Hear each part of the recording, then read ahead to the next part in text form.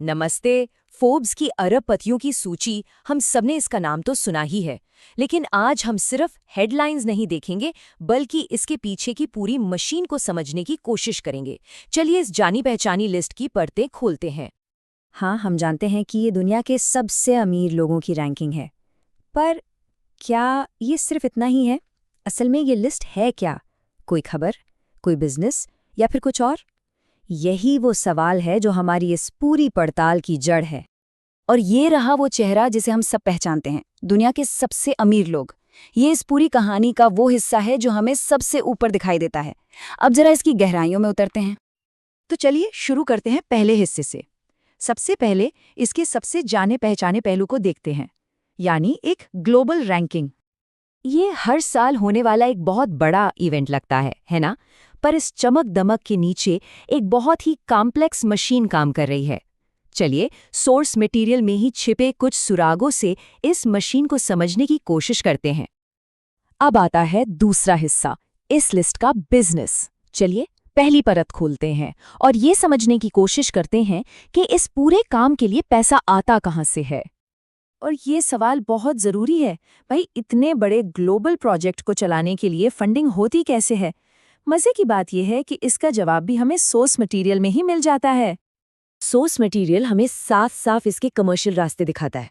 पैसा आता है विज्ञापनों से, यानी एडवर्टाइज विद फोर्ब्स, फिर कंटेंट को लाइसेंस और सिंडिकेट करने से, और हाँ, उसे दोबारा छापने की परमिशन देने से भी, जिसे रीप्रिंट्स एंड परमिशंस कहा गया है। तो सबसे ज़रूरी बात क्या निकल कर आती है कि ये सिर्फ एक रैंकिंग नहीं है, ये एक कमर्शियल मीडिया प्रोडक्ट है। इसे पैसा कमाने के लिए ही डिज़ाइन किया गया है और यही इसकी पहली और सबसे ज़रूरी पहचान है। अच्छा, अब तीसरी परत पर आते हैं, इसकी सटीकता का दावा। आखिरकार लोग इस लिस्ट पर इतना भरोसा करते क्यों हैं? कुछ तो बात होगी। तो देखिए, फोर्ब्स अपनी क्रेडिबिलिटी एक प्रोसेस के जरिए बनाता है। इसके दो मुख्य हिस्से हैं।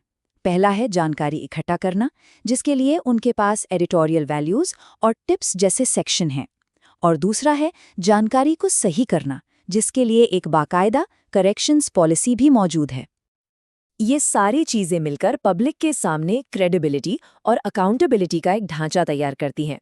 मतलब ये एक तरह से ये भरोसा दिलाते हैं कि जानकारी लेने और उसे सुधारने का एक तय तरीका है, जिससे लोगों का विश्वास बना रहता है। और अब बारी है चौथी और आखिरी परत की, जिसे अक्सर लोग नजरअंदाज कर देते हैं, यानी पढ़ने वालों के लिए नियम, या कह लीजिए लीगल फाइन प्रिंट। सोर्स में दिए गए लीगल लिंक्स को हम 3 आसान स्टेप्स में समझ सकते हैं। पहला, टर्म्स यानी इस्तेमाल की शर्तें। दूसरा, प्राइवेसी पॉलिसी यानी आपकी निजता की नीति। और तीसरा है डेटा पर आपकी choice, do not sell my personal information. अगर सीधे शब्दों में कहें तो ये नियम पब्लिशर और ऑडियंस के बीच के कानूनी रिश्ते को तय करते हैं। ये बताते हैं कि इस कंटेंट का इस्तेमाल कैसे हो सकता है और ऑडियंस की जानकारी का क्या किया जाएगा।